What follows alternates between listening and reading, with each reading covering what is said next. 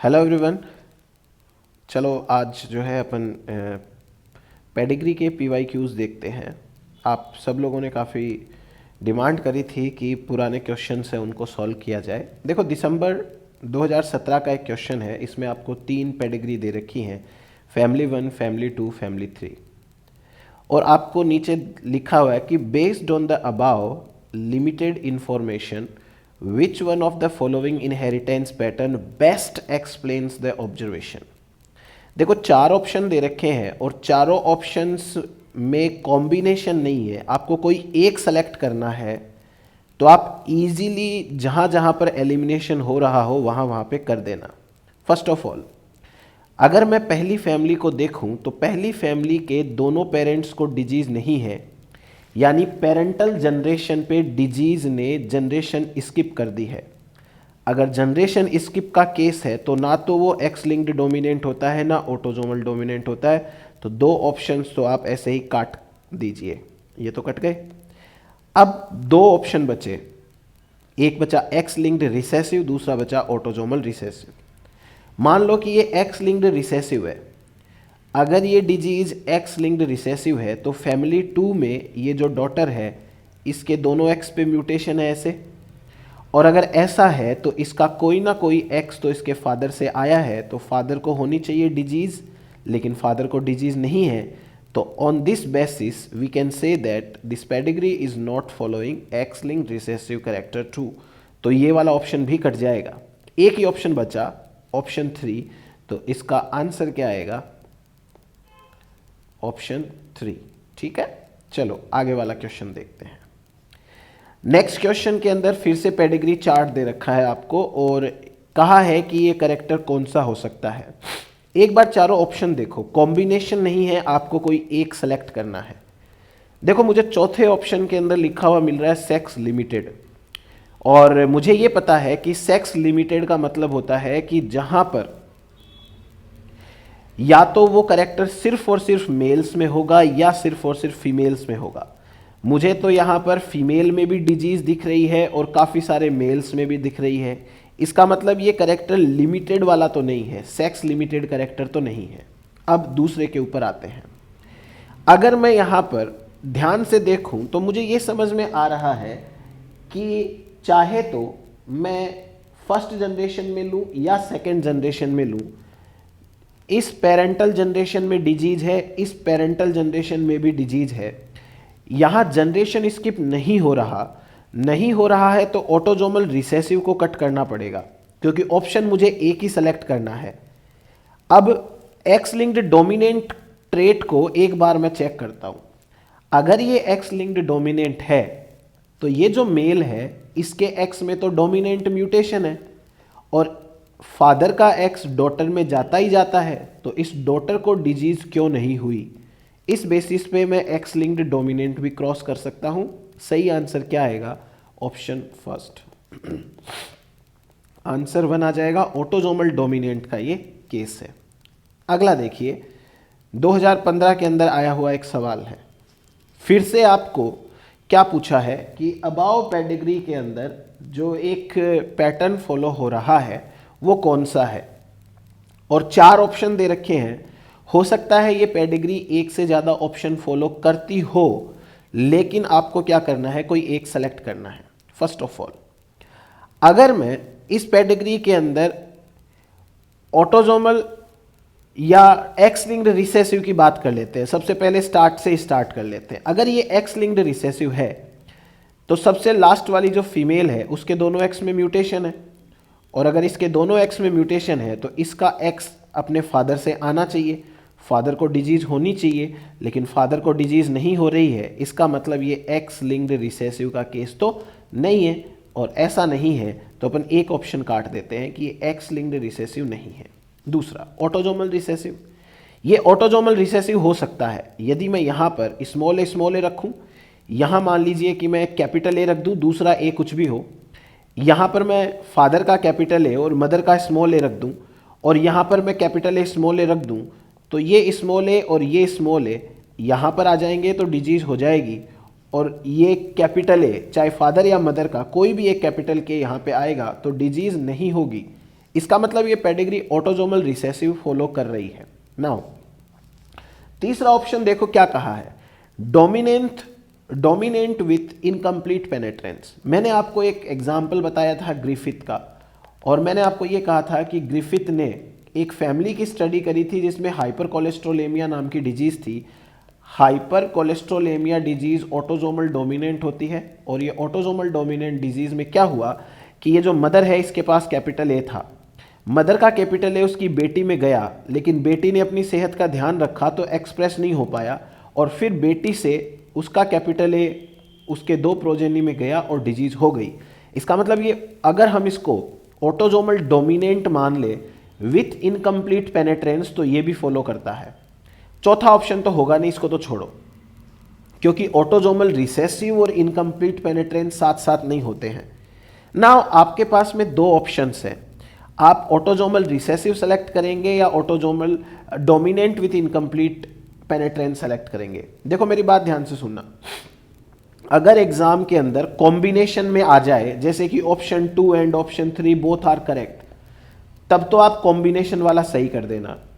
लेकिन अगर एग्जाम में ये इस तरीके का क्वेश्चन हो जिसमें डोमिनेंट विथ इनकम्प्लीट पेनेट्रेंस लिखा हो, तो देखो क्वेश्चन बनाने वाले ने शायद यही ऑप्शन के लिए क्वेश्चन बनाया हो, वो चाहता हो कि यही ऑप्शन करना है अपने को, तो इस ऑप्शन को प्रेफरेंस देनी है और हमको यही वाला ऑप्शन है वो सेलेक्ट करना है, दैट्स इट। ठीक है, तो इसका आंसर हो जाएगा 3rd। नो डाउट इसमें सेकंड ऑप्शन भी फॉलो हो रहा है, लेकिन अपने को 3rd करना है। चलो आगे देखते हो। Sorry, the following pedigree chart shows inheritance of A given trait, this can be an example of. आपको देखो वापस से यहाँ पर 4 ऑप्शन दे रखे हैं और चारों ऑप्शंस में से किसी एक को सेलेक्ट करना है, मतलब हमको किसी ना किसी को निकालना पड़ेगा। ऑप्शन 1 कह रहा है कि वाई लिंक्ड इनहेरिटेंस, अगर ये वाई लिंक्ड होती तो इसका वाई जो है वो अपने फादर से आया है, फादर को तो डिजीज नहीं है, ये वाई है। ठीक है, ये वाई है, तो इसका मतलब ये वाई लिंक्ड तो नहीं है, इसको तो काट दो, एक ऑप्शन कट गया। फिर उसके बाद में दूसरा अपन चेक करते हैं क्या होगा। दूसरे में लिखा है कि X linked recessive as well as autosomal recessive inheritance, हो सकता है ये दोनों हो। पहले तीसरा ऑप्शन देखो, ऑटोजोमल डोमिनेंट, नहीं, अगर ये ऑटोजोमल डोमिनेंट है तो ये कैपिटल ए या तो यहाँ से आया होगा या यहाँ से आया होगा, तो किसी एक को तो डिजीज होनी चाहिए। ये तो जनरेशन स्किप वाला केस है, और जनरेशन स्किप वाला केस अगर है तो आप डोमिनेंट तो दोनों काट दो। देखो एक ही बचा है, वही आंसर होगा, तो इस सवाल का आंसर होगा ऑप्शन 2। कैसे, देखो एक्स लिंक रिसेसिव, हो सकता है इस मदर के पास में एक एक्स में म्यूटेशन हो, दूसरा सही हो, और ये म्यूटेशन वाला एक्स यहाँ पे आ जाए तो इसको डिजीज हो सकती है। दूसरा, इसका एक्स जो है वो यहाँ पे आ जाए, मदर का म्यूटेंट वाला, और फादर से एक्स जो है वो नॉर्मल आ जाए, और इस मदर का म्यूटेंट एक्स आगे चला जाए तो इसको भी डिजीज हो सकती है, और यहाँ पर फादर का एक्स आ जाए तो ये बच सकती है। इसका मतलब एक्स लिंक्ड रिसेसिव डिजीज है, वो अच्छे से फॉलो कर रही है पेडिग्री। फिर इसके बाद में ऑटोजोमल रिसेसिव भी हो ही जाएगा। देखो अगर मैं इन दोनों को कैरियर रख दूं तो दोनों का स्मॉल ए यहाँ आ गया, दोनों में से किसी का भी एक कैपिटल ए यहाँ आ गया, एक स्मॉल ए आ गया, और ये बाहर वाला जो मेंबर है इसको कैपिटल ए स्मॉल ए कर दूं तो यहाँ स्मॉल ए आसानी से आ जाता है। इसका मतलब यहाँ पर भी ये जो है वो एक्स लिंक्ड ऑटोजोमल रिसेसिव भी फॉलो कर रही है, आंसर 2 आ जाएगा। नेक्स्ट देखो, कहा गया है कि find the mode of inheritance of that trait showing incomplete penetrance from the figure. देखो showing incomplete penetrance from the figure, अब आपको इनकम्प्लीट पेनेट्रेंस जो है वो शो करनी है। जैसे हमने ऊपर वाले केस में देखा कि भाई यहाँ पर हाइपर कोलेस्ट्रोलेमिया डिजीज थी, कैपिटल ए आया लेकिन वो एक्सप्रेस नहीं हो पाया क्योंकि उस बेटी ने बहुत ध्यान रखा था। यहाँ पर आपको कितनी जगह जनरेशन स्किप मिल रही है, देखो इन दोनों में डिजीज नहीं है, इसमें डिजीज है, इन दोनों में डिजीज नहीं है, इसके 2 बच्चों में डिजीज है। आगे देखो, यहाँ डिजीज नहीं है, यहाँ डिजीज है, यहाँ डिजीज नहीं है, यहाँ डिजीज है, यहाँ डिजीज नहीं है, यहाँ डिजीज है। यानी 1 2 3 4 5, ये पेडिग्री 5 बार जनरेशन स्किप कर रही है। तो भाई अगर 5 बार जनरेशन स्किप करे तो इसको जबरदस्ती autosomal dominant with incomplete penetrance नहीं बताना है हमको। भाई एक बार जनरेशन स्किप कर दे तब तो हम कह सकते हैं कि ये डोमिनेंट डिसऑर्डर है और इसने जनरेशन स्किप कर दिया तो इनकम्प्लीट पेनिट्रेंस है।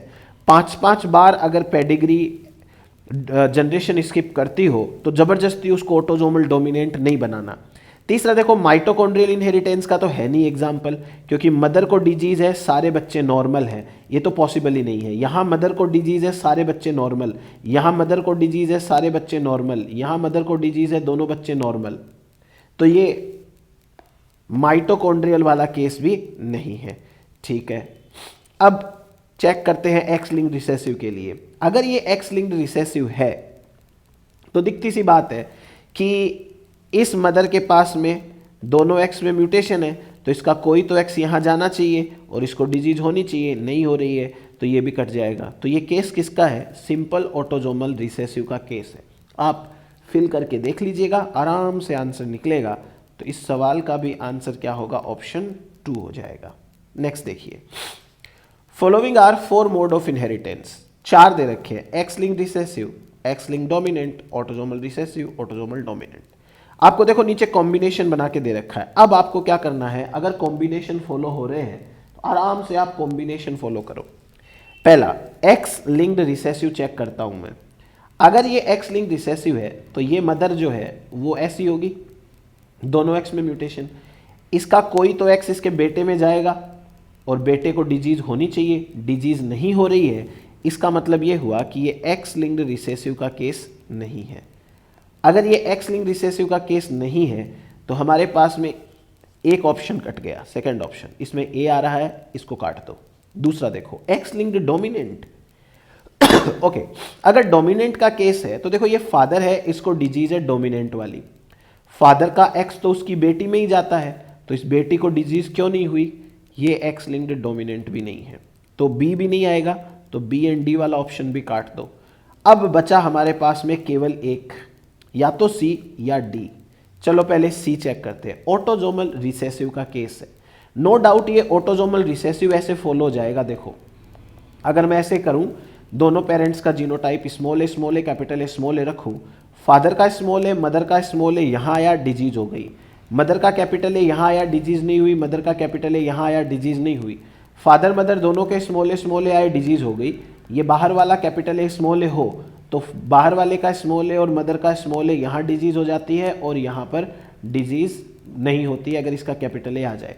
इसका मतलब ये ऑटोजोमल रिसेसिव फॉलो कर तो रही है, लेकिन आपको ऑप्शन में सी एंड डी एक साथ नहीं दे रखे। और देखो जनरेशन स्किप नहीं हो रही है, ये पेरेंटल जनरेशन पे डिजीज है तो बच्चों वाली पे भी डिजीज आ गई। फिर से ये दोनों पेरेंट्स हैं किसी और जनरेशन के, तो ये दोनों पेरेंट्स में पेरेंट स्टेज पे डिजीज है, नीचे डिजीज आए चाहे ना आए, लेकिन अगर पेरेंट्स में डिजीज है तो उसको जनरेशन स्किप नहीं बोलते। तो ये केस जो है वो रिसेसिव से बेटर डोमिनेंट का है, इसलिए हम इसे ऑटोजोमल डोमिनेंट कंसीडर करेंगे। क्योंकि देखो हमारी मजबूरी है, हमारे पास में ऐसा ऑप्शन आ ही नहीं रहा है जिसमें सी एंड डी दोनों एक साथ हो, तो हम इसको फोर्थ ऑप्शन सही करेंगे, only autosomal dominant. No doubt ये पेडिग्री फॉलो कर रही है रिसेसिव को भी, लेकिन नहीं हो रहा, कोई बात नहीं। अगला देखो, आपके सामने ये पेडिग्री दे रखी है, इस पेडिग्री के अंदर अभी अपने को क्या करना है, कॉम्बिनेशंस है, देखो सबके अंदर चेक करते हैं। First of all x linked recessive, ठीक है, एक्स लिंक्ड रिसेसिव, ये रही फीमेल जिसके दोनों एक्स में म्यूटेशन है, तो इसका कम से कम एक एक्स इसके बेटे के पास जाता है, यहाँ म्यूटेशन होना चाहिए, म्यूटेशन नहीं आ रहा है, इसका मतलब एक्स लिंक्ड रिसेसिव का केस नहीं है, तो ये एक ऑप्शन कट गया। दूसरा एक्स लिंक्ड डोमिनेंट, अगर एक्स लिंक्ड डोमिनेंट है तो पापा के पास में जो म्यूटेशन होगा एक्स में, वही एक्स तो बेटी के पास जाएगा, बेटी को म्यूटेशन होना चाहिए, एक्स लिंक्ड डोमिनेंट का केस भी नहीं है, तो बी ऑप्शन वाला भी काट दो, ये भी नहीं आएगा।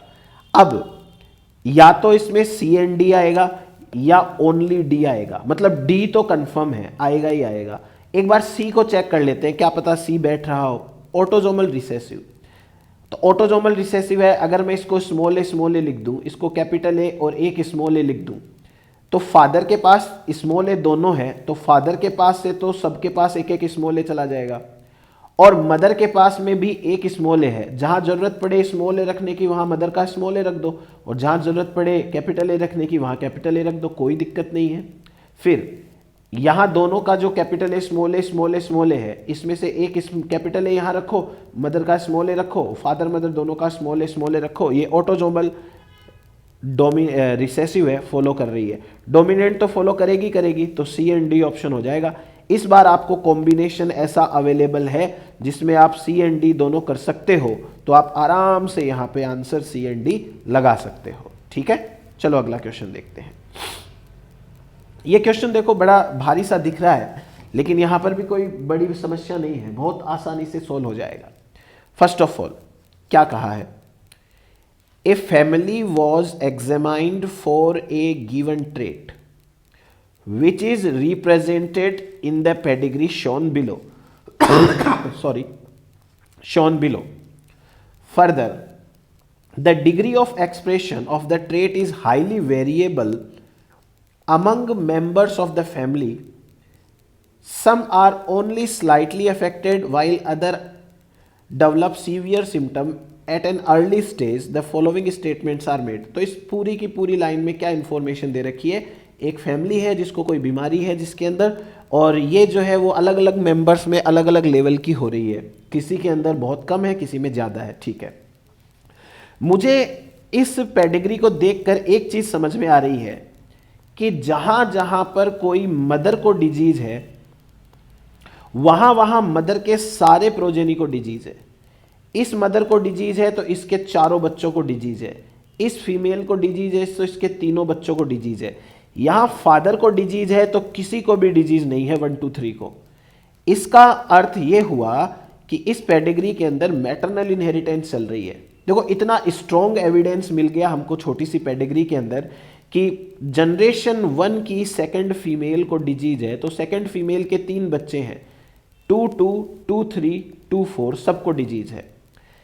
2 2 जो है फादर, इसको डिजीज है तो इसका माइटोकॉन्ड्रिया इनके बच्चों में कहीं नहीं गया, तो डिजीज आई नहीं। ये स्ट्रॉन्ग एविडेंस है कि ये मैटरनल इनहेरिटेंस या माइटोकॉन्ड्रियल इनहेरिटेंस का एग्जांपल है। तो पहले तो सी वाला ऑप्शन सही कर लो, ये टिक हो जाएगा। अब उसके बाद में एक्स लिंक्ड डोमिनेंट की बात करी है। अगर ये एक्स लिंक्ड डोमिनेंट है तो इस फादर के पास में डोमिनेंट म्यूटेशन है, फादर का एक्स डॉटर में जाना चाहिए, नहीं जा रहा है, ऑप्शन ए को काटो। ऑप्शन ए को काटते ही यहां पर 2 ऑप्शन कट गए। उसके बाद में सी वाला कंफर्म सही है, तो देखो सी एंड डी आंसर आ रहा है आराम से। एक्स लिंक्ड रिसेसिव देखते हैं। अगर ये एक्स लिंक्ड रिसेसिव का केस है तो किसी भी बेटी को देख लो, उसके दोनों एक्स में म्यूटेशन है, तो बेटी के फादर को म्यूटेशन नहीं है, ये एक्स लिंक्ड रिसेसिव का केस भी नहीं है, इसको भी कट कर दो। तो ये हो गया हमारे पास में माइटोकॉन्ड्रियल इनहेरिटेंस एंड हेट्रोप्लास्टी। हेट्रोप्लास्टी का मतलब क्या होता है कि जब हम कोई टिश्यू ट्रांसप्लांट करते हैं, चाहे वो एक ही स्पीसीज के 2 मेंबर्स के बीच में करें या 2 अलग अलग स्पीसीज के मेंबर्स के बीच में करें, उसे कहते हैं हेट्रोप्लास्टी। हो सकता है कि इस पूरी केस में पेडिग्री में ऐसा किया गया हो कि टिश्यू ट्रांसप्लांट किया है, तो जिनमें टिश्यू ट्रांसप्लांट ढंग से नहीं हुआ है उनको सीवियर डिजीज हो गई, और जिनके अंदर टिश्यू ट्रांसप्लांट थोड़ा ठीक हुआ है उनको लेटर स्टेज में डिजीज हुई या कम एक्सप्रेशन हुआ। तो ऑप्शन डी भी सही है, ऑप्शन सी भी सही है। अब देखो बहुत इंटरेस्टिंग सा क्वेश्चन है, ये वाला क्वेश्चन दिसंबर 2012 में आया है। ठीक, देखते हैं क्या कहना चाहता है ये क्वेश्चन। क्वेश्चन कह रहा है कि the following pedigree represent inheritance of A trait in an extended family. चलो ये तो काम की लाइन नहीं है, नीचे देखो क्या लिखा है, What is the probable mode of inheritance and which individual, देखो क्या लिखा है, conclusively demonstrate this mode of inheritance। इसका मतलब क्या हुआ, इसका मतलब यह हुआ कि आपको कंफर्म बताना है कि आखिर कौन से वो इंडिविजुअल्स हैं जिनके अंदर डिजीज है। एक मेरी बात समझो, जैसे देखो एक फादर है और एक मदर है, और दोनों के पास में जो है वो इनसे 2 बच्चे हुए, मान लो दोनों फीमेल हो गई, दोनों को डिजीज है, दोनों को ही डिजीज है, तो डेफिनेटली ये स्मॉल ए है, ये भी स्मॉल ए है। अब हमको ये पता है कि एक बच्चे के पास में अगर दोनों स्मॉल ए है तो एक स्मॉल ए फादर से आया होगा, एक स्मॉल ए मदर से आया होगा। दोनों स्मॉल ए एक ही पेरेंट से तो आते नहीं है। तो इसका मतलब ये हुआ कि भाई फादर या मदर दोनों के पास एक एक स्मॉल ए है। तो आप क्या कह सकते हो, आप कह सकते हो कि 110% फादर और मदर दोनों के पास में स्मॉल ए है। इसे कहते हैं कंक्लूसिवली, आप कंक्लूजन निकाल सकते हो। तो आपको बस वही फॉलो करना है। पहले अपन देखते हैं कि ये ऑटोजोमल रिसेसिव है कि डोमिनेंट है कि एक्स लिंक्ड है। First of all x linked recessive, सबसे नीचे वाली जो फीमेल है जनरेशन 4 फीमेल 2, इसको एक्स लिंक्ड रिसेसिव डिजीज है। अगर ऐसा है तो इसके फादर के पास से एक्स आया, इसको तो डिजीज नहीं हुई, डिजीज नहीं हुई, इसका मतलब ये एक्स लिंक्ड रिसेसिव नहीं है। फोर्थ वाला ऑप्शन काट दो, ये काट दिया, एक ऑप्शन गया। अब बात करते हैं डोमिनेंट की। क्या ये ऑटोजोमल डोमिनेंट डिसऑर्डर है? देखो ये दो पेरेंट्स हैं और इन दोनों पेरेंट्स में डिजीज नहीं है, लेकिन इनके बच्चों में डिजीज आ गई। इसका मतलब जनरेशन स्किप हो रही है। यहां पे अगर जनरेशन स्किप हो रही है तो ऑटोजोमल डोमिनेंट को शामिल मत करो। जनरेशन स्किप हो रही है तो इसको भी छोड़ देते हैं। अब यहां से कंफर्म हो गया कि ये डिजीज है वो ऑटोजोमल रिसेसिव है। ठीक है, ऑटोजोमल रिसेसिव है। नाउ अगर ये डिजीज ऑटोजोमल रिसेसिव है तो इसका अर्थ ये हुआ कि ये जो जनरेशन 4 के दो ऑर्गेनिज्म है, स्मॉल ए है, स्मॉल ए, कंफर्म हो गया ना, ये 100% यही है। अगर ये ऐसे हैं तो इनके दोनों पेरेंट्स हैं, उनके पास एक एक स्मॉल ए है, ये भी कंफर्म हो गया। दूसरा कैपिटल ए है, ये कैपिटल ए है। नाउ अगर हम ये कहें कि इन दोनों पेरेंट्स के पास में कैपिटल ए स्मॉल ए है, तो हम कंफर्म हो गए ना कि भाई पेरेंट्स के पास में है। तो देखो थर्ड जनरेशन का जो सेकंड और थर्ड है, ये थर्ड जनरेशन का सेकंड और ये थर्ड, इनके पास में 100% वो म्यूटेंट एलील है। फिर फोर्थ जनरेशन का 1-2, ये फोर्थ जनरेशन के 1-2 है, इनके पास में भी 100% स्मॉल ए है। तो ये कंक्लूसिवली डेमोन्स्ट्रेट कर रहे हैं कि भाई डिजीज यहां से आई होगी। अभी देखो सेकंड ऑप्शन है, वो क्या कह रहा है? सेकंड ऑप्शन कह रहा है कि ऑटोजोमल रिसेसिव का केस है, फर्स्ट जनरेशन के फर्स्ट एंड सेकंड दोनों के पास में स्मॉल ए है। जी हां, ये बात बिल्कुल सही है। और कह रहा है कि सेकंड जनरेशन के सेकंड के पास में है, बिल्कुल सही बात है। सेकंड जनरेशन के सेकंड वाले के पास यानी इसके पास में भी स्मॉल ए है, ये तो बात सही है। लेकिन हमने सेकंड ऑप्शन की बजाय फर्स्ट ऑप्शन को प्रेफरेंस क्यों दी? हमने सेकंड की बजाय फर्स्ट को प्रेफरेंस इसलिए दी क्योंकि फर्स्ट ऑप्शन के अंदर इन दो इंडिविजुअल्स की बात करी है जो दिखते तो नॉर्मल है, लेकिन इनके पास में 100% स्मॉल ए है। ये थोड़ा सा बेटर ऑप्शन है। यहां तो दिखती सी बात है कि ये बीमार है, इसके पास स्मॉल ए है, इसके बच्चे में स्मॉल ए गया, इसका मतलब इसकी मम्मी के पास में भी स्मॉल ए है। तो यहां पर तो 100% श्योरिटी टाइप है। थोड़ा सा यहां ट्रिकी क्वेश्चन बन रहा है, ऑप्शन ये वाला ज्यादा अच्छा है, इसलिए आंसर क्या आएगा इसका? फर्स्ट आएगा। और कोई वैसे बड़ी बात नहीं है। नेक्स्ट क्वेश्चन पे डिस्कस करते हैं। क्वेश्चन में क्या कहा है कि ये पेडिग्री दे दी और बताओ कि इस पेडिग्री के अंदर कौन से हैं जो combination of all correct statement select करने हैं आपको इस बार। Combination of all correct statement, try to understand. पहला, that trait can be Y linked. Okay, Y linked होता है तो केवल और केवल मेल में होता है, फीमेल में तो होता ही नहीं है। मुझे तो यहाँ पे ये फीमेल दिख रही है जिनके पास में ये करेक्टर है, तो इसका मतलब ये वाई लिंक्ड तो नहीं है। फर्स्ट ऑप्शन काट दो। ऑप्शन ये कटते ही दो ऑप्शन कट गए नीचे से, सेकंड एंड फोर्थ, क्योंकि दोनों में ए आ रहा था। नाउ आप चाहे अब फर्स्ट ऑप्शन सेलेक्ट करो या सेकंड ऑप्शन सेलेक्ट करो, आपके पास में बी दोनों में आएगा, डी और डी दोनों में आएगा। तो आपको या तो सी सेलेक्ट करना है या ई सेलेक्ट करना है। बी और डी तो सिलेक्टेड है, सी को देखते हैं। सी में क्या कह रहा है? The trait can B x linked dominant. ठीक है, एक्स लिंक्ड डोमिनेंट है क्योंकि फर्स्ट जनरेशन का फर्स्ट पेरेंट प्रोड्यूस करता है सेकंड जनरेशन की फिफ्थ चाइल्ड को। अच्छा, अगर फर्स्ट जनरेशन का फर्स्ट मेल के पास में एक्स लिंक्ड डोमिनेंट है तो यही तो एक्स इसकी बेटी में जाएगा, तो बेटी को डिजीज क्यों नहीं हुई? तो ये एक्स लिंक्ड डोमिनेंट नहीं है, तो ये सी वाला ऑप्शन है वो भी काट दो। देखो आंसर तो आ गया हमारे पास में first I am sorry, answer तो आ गया हमारे पास में फर्स्ट। अब हमको क्या करना है यहां पे कि ऑप्शन देख लेते हैं, एक बार पढ़ लेते हैं। कहा है कि the trait can not be x linked recessive because second four parent produce second third one third three. ये एक्स लिंक्ड रिसेसिव नहीं हो सकता। क्यों नहीं हो सकता? क्योंकि सेकेंड जनरेशन का फोर्थ पेरेंट, ये सेकेंड जनरेशन का फोर्थ पेरेंट, अगर ये एक्स लिंक्ड रिसेसिव है तो यहां पर भी डिजीज आनी चाहिए, यहां पर भी डिजीज आनी चाहिए, यहां डिजीज नहीं है इसलिए ये एक्स लिंक्ड रिसेसिव नहीं है। बी ऑप्शन सही कह रहा है। डी ऑप्शन क्या कह रहा है? The trait is unlikely to be autosomal dominant. ये ट्रेट है वो ऑटोजोमल डोमिनेंट भी नहीं है, क्योंकि the trait is unlikely to be autosomal dominant because second 6 second 7 parents produce third fourth child. तो हो सकता है कि ये ऐसा केस हो जहां इसके पास में ये कंडीशन आ गए, तो ये अनलाइकली हो सकता है ऑटोजोमल डोमिनेंट केस हो।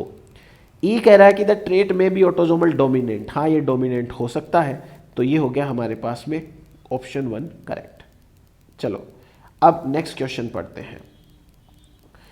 नेक्स्ट क्वेश्चन के अंदर कहा है कि affected individuals from the pedigree given below are suffering from albinism. देखो एल्बिनिज्म बीमारी है वो ऑटोजोमल रिसेसिव का केस है। आपसे ये कहा गया है कि इस पेडिग्री के अंदर बहुत सारे के सारे मेंबर्स हैं, उनमें से आपको आइडेंटिफाई करना है कंफर्म्ड कैरियर। कंफर्म्ड कैरियर का मतलब जो 100% कैरियर हो उनको सेलेक्ट करना है। अब मेरी बात ध्यान से सुनो, यहां पर हमको क्या करना है, उनके बारे में पता लगाना है जो कंफर्म्ड कैरियर है। चलो कैसे?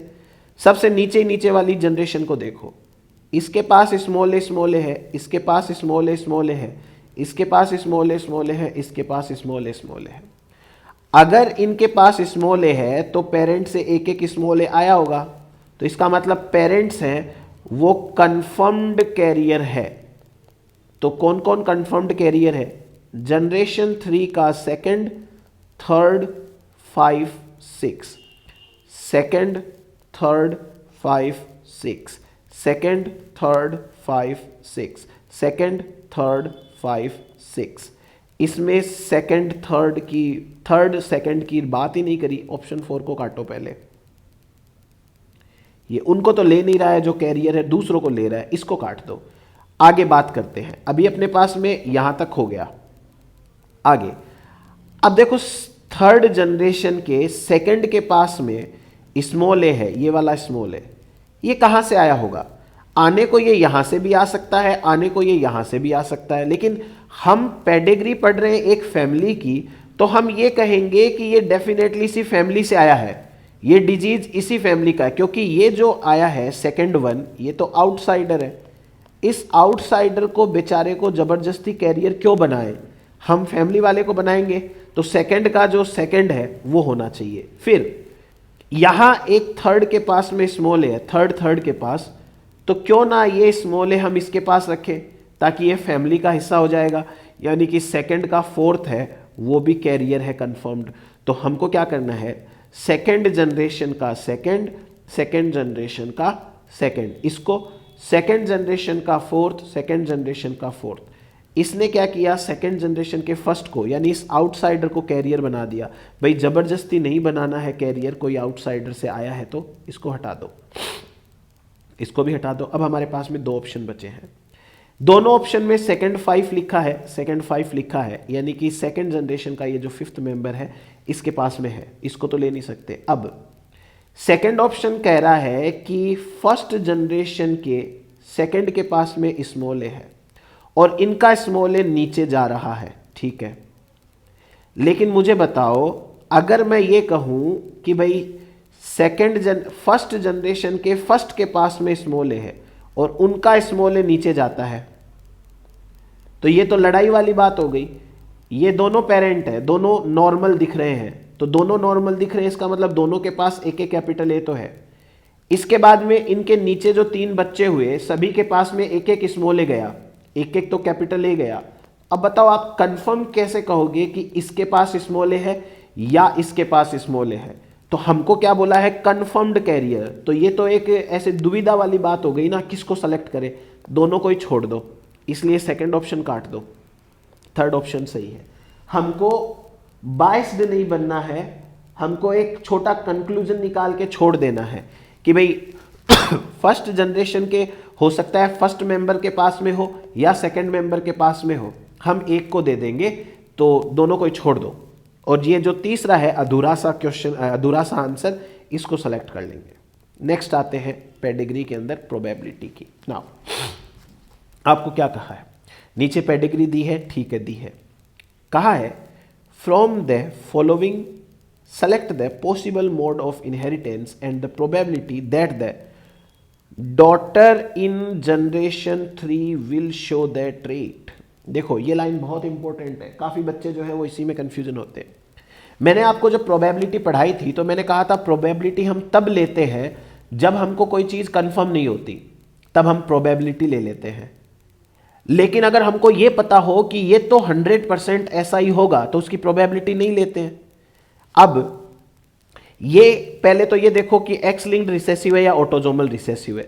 अगर ये एक्स लिंक्ड रिसेसिव है तो इस फीमेल के पास दोनों एक्स में डिजीज है, तो यहां पर डिजीज आनी चाहिए, नहीं आ रही है डिजीज, इसका मतलब ये एक्स लिंक्ड का केस नहीं है। पहले तो ये 2 ऑप्शन काट दो, दोनों ऑप्शन कट गए। अब ये क्या कह रहा है कि ये है ऑटोजोमल रिसेसिव, ठीक है, ऑटोजोमल रिसेसिव है तो ये कंफर्म ऐसा है, ये कंफर्म ऐसा है। फिर उसके बाद में यहां पर देखो डिजीज आई है, इसका मतलब इसके पास में भी एक स्मॉल ए है, इसके पास कैपिटल ए है। यहां डिजीज आई है, इसका मतलब दोनों स्मॉल ए है, तो इसके पास एक स्मॉल ए है, एक कैपिटल ए है। नाउ हमको क्रॉस कराना है कैपिटल ए स्मॉल ए का स्मॉल ए के साथ। अब इस क्रॉस से मुझे एक बच्चा दिख रहा है ऐसा, इस क्रॉस से मुझे एक बच्चा ऐसा दिख रहा है जो कि नॉर्मल है, एक तो दिख रहा है नॉर्मल, और मुझे इस क्रॉस से दिख रहा है एक डिजीज। आई बात समझ में? इसका मतलब अगर वो नॉर्मल होगा तो इसका कैपिटल ए आगे आएगा और इसका स्मॉल ए आएगा, तो वो नॉर्मल होगा। और अगर वो डिजीज होगा तो इसका भी स्मॉल ए आगे आएगा और इसका तो स्मॉल ए आना ही है। मतलब यहां नॉर्मल होने की प्रोबेबिलिटी भी 1 है और डिजीज होने की प्रोबेबिलिटी भी 1 है। मैंने ये कहा था कि जैसे आपको 3 प्लांट टॉल दिखते हो, पहला टॉल, दूसरा टॉल, तीसरा टॉल, चौथा ड्वार्फ, और मैं आपसे ये कहूं कि बताओ इसमें से हेट्रोजाइगोट कौन है, उसकी प्रोबेबिलिटी कितनी है, तो यहां हमको हेट्रोजाइगोट की प्रोबेबिलिटी 3 में से 2 लेनी है। क्यों? क्योंकि जो ड्वार्फ दिख रहा है वो तो 100% स्मॉल टी है, इसको तो शामिल नहीं करना। मेरे को 3 दिख रहे हैं, 3 में से एक कैपिटल टी है और 2 कैपिटल टी स्मॉल टी है, तो मैं क्या करूंगा कि 3 टॉल दिखने वालों में से 2 हेट्रोजाइगोट ऐसे प्रोबेबिलिटी लूंगा। लेकिन ऊपर वाले केस में देखो क्या हो रहा है, डिजीज अगर दिख रहा है तो यही जीनोटाइप होगा, नॉर्मल दिख रहा है तो यही जीनोटाइप होगा, यहां टॉल दिख रहा है तो जीनोटाइप 2 टाइप के हो सकते हैं। तो यहां पर तो जो प्रोबेबिलिटी आई वो 2/3 आ गई, लेकिन यहां 1/1 आएगी। अब देखो अगर ये कैपिटल ए स्मॉल ए है और ये स्मॉल ए है, तो यहां पर डिजीज आने की प्रोबेबिलिटी क्या है, हाफ है। इसलिए आंसर 3rd चला जाएगा, 4th नहीं जाएगा। ठीक है, नेक्स्ट देखो क्या कह रहा है, the following pedigree shows the inheritance of a common phenotype controlled by an autosomal recessive allele। आपको बोल दिया है कि ये ऑटोजोमल रिसेसिव एलील है, ठीक है। इसका मतलब ये स्मॉल ए, ये कैपिटल ए स्मॉल ए है, ये कुछ भी होगा, ये स्मॉल ए है, यहाँ कैपिटल ए स्मॉल ए चाहिए, यहाँ कैपिटल ए स्मॉल ए चाहिए, तब यहाँ स्मॉल ए आएगा। पहले इसके और इसके क्रॉस से यहाँ स्मॉल ए आने की प्रोबेबिलिटी 1/4, तो हमको एक प्रोबेबिलिटी है वो तो कंफर्म हुई। उसके बाद में क्वेश्चन की लैंग्वेज पढ़ो, आगे क्या कहा है, the probability of carriers in the population is 1/3। एक चीज सोचो, ये जो चौथा इंसान है ये आउटसाइडर है, इसकी फैमिली का कोई अता पता नहीं है कि इसके फादर के पास क्या एलिल्स हैं, मदर के पास में क्या एलिल्स हैं। हमें इसको कैपिटल ए स्मॉल ए बनाना है, तभी आगे डिजीज जाएगी, नहीं तो डिजीज नहीं जाएगी। तो हमको इसकी प्रोबेबिलिटी क्या लेनी पड़ेगी, 1/3, क्योंकि क्वेश्चन क्या कह रहा है कि पॉपुलेशन में हेट्रोजाइगोट होने की प्रोबेबिलिटी 1/3 है। तो हमने इस आउटसाइडर को पॉपुलेशन से उठाया है, क्योंकि इसकी फैमिली का तो अता पता है नहीं। लेकिन ये जो थर्ड वाला फीमेल है, सेकंड जनरेशन की थर्ड फीमेल, ये वाली फीमेल, इसकी फैमिली का अता पता है, इसके पेरेंट्स का अता पता है। तो इसके पेरेंट्स जो हैं वो एक तो है कैपिटल ए स्मॉल ए, एक है स्मॉल ए स्मॉल ए। अब कैपिटल ए स्मॉल ए और स्मॉल ए का क्रॉस हो तो नॉर्मल दिखने वाला, देखो यही वाला केस है ऊपर वाला, नॉर्मल दिखने की प्रोबेबिलिटी ऐसे क्रॉस में एक ही हो सकती है, 1/1। इसका मतलब यह हुआ कि इसकी प्रोबेबिलिटी 100% 1 है। अब वापस से थोड़ा इसको सही से एक्सप्लेन कर देता हूं, मैं ध्यान से समझ लेना, वापस एक्सप्लेन कर रहा हूं। देखो क्या कह रहा है यहां पे कि इस फैमिली के अंदर ऑटोजोमल रिसेसिव डिसऑर्डर है, ठीक है। इस फैमिली के अंदर हमको प्रोबेबिलिटी निकालनी है कि थर्ड और फोर्थ का क्रॉस हो तो यहां स्मॉल ए आए। इसके लिए हमें ये जो आउटसाइडर है इसको लेना पड़ेगा कैरियर। अब इसके कैरियर होने की प्रोबेबिलिटी है वो 1/3 है, क्योंकि पॉपुलेशन के 1/3 मेंबर्स हैं वो कैरियर है। लेकिन हमें इसकी प्रोबेबिलिटी 1 लेनी पड़ेगी कैरियर होने की, क्योंकि ये किसी फैमिली का हिस्सा है और उसके जीनोटाइप हमको पता है, तो हम उसके जीनोटाइप से निकाल सकते हैं इसकी प्रोबेबिलिटी।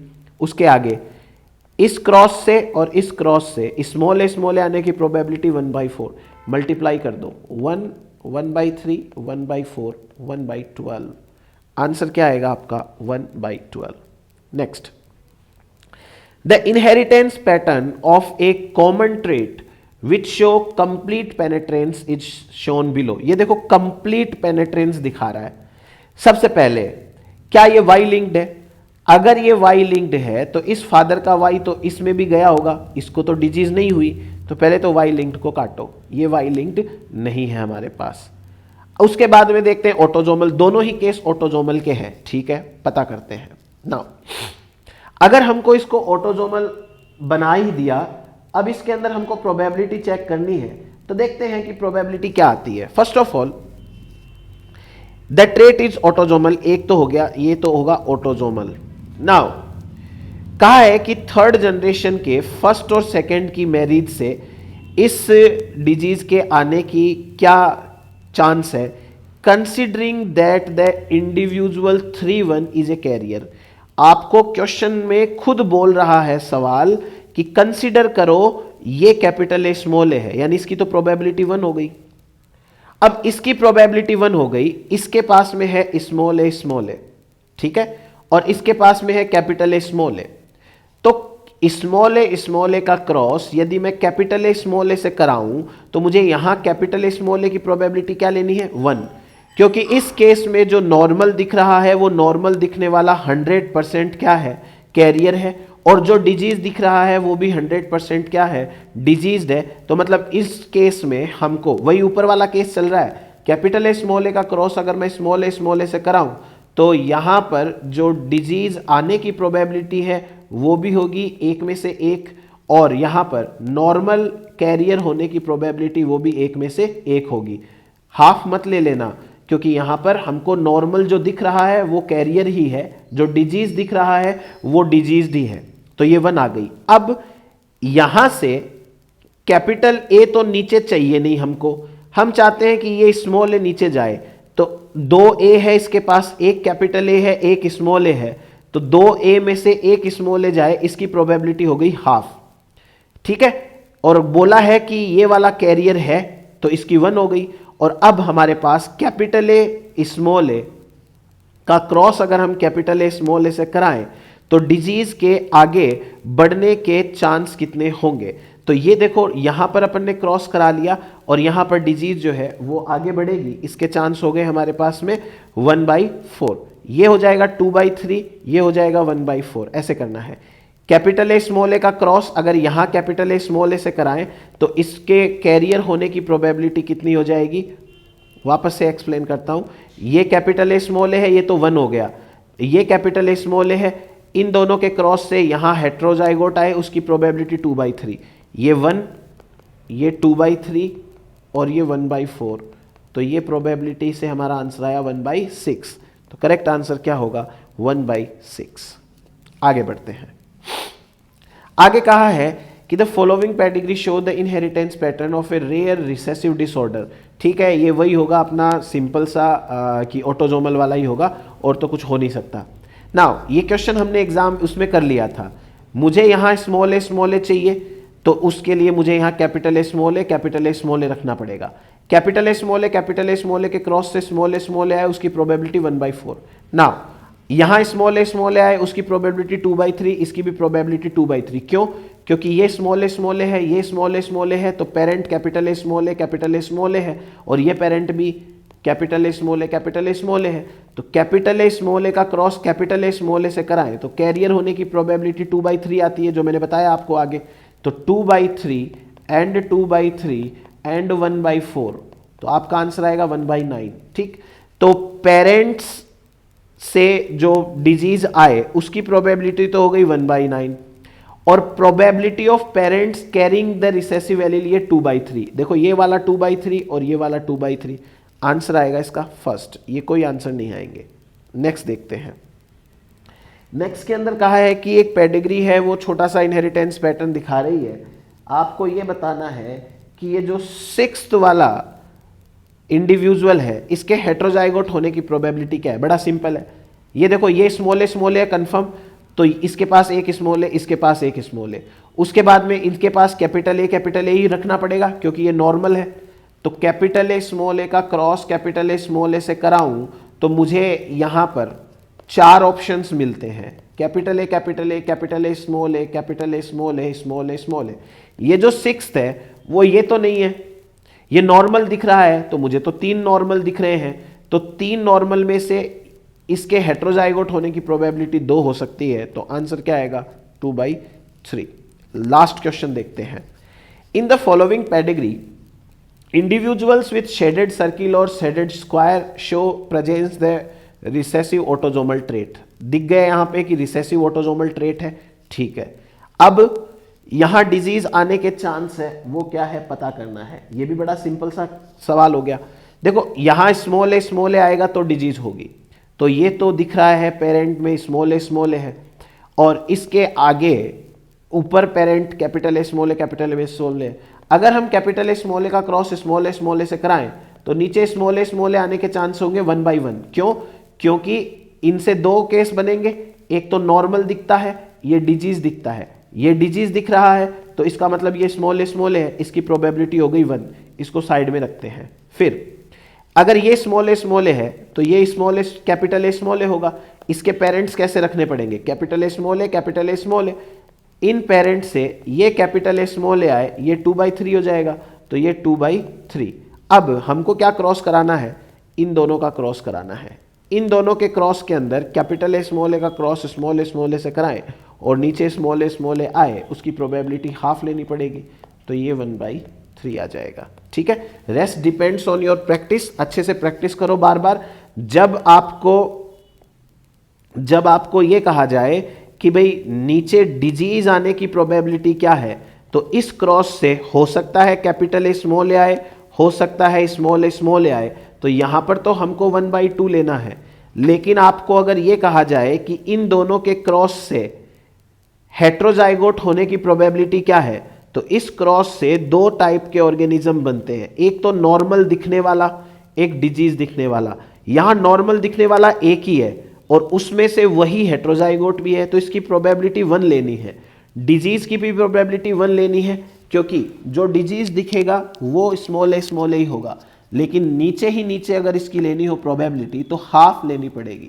ठीक है, तो चलिए ये तो हो गया अपना जेनेटिक्स का। अब आगे और भी जो है वो प्रैक्टिस के लिए क्वेश्चंस इसी तरीके से डिस्कस करेंगे और आपको कोई डाउट हो तो वो पूछ लीजिएगा, शेयर कीजिएगा।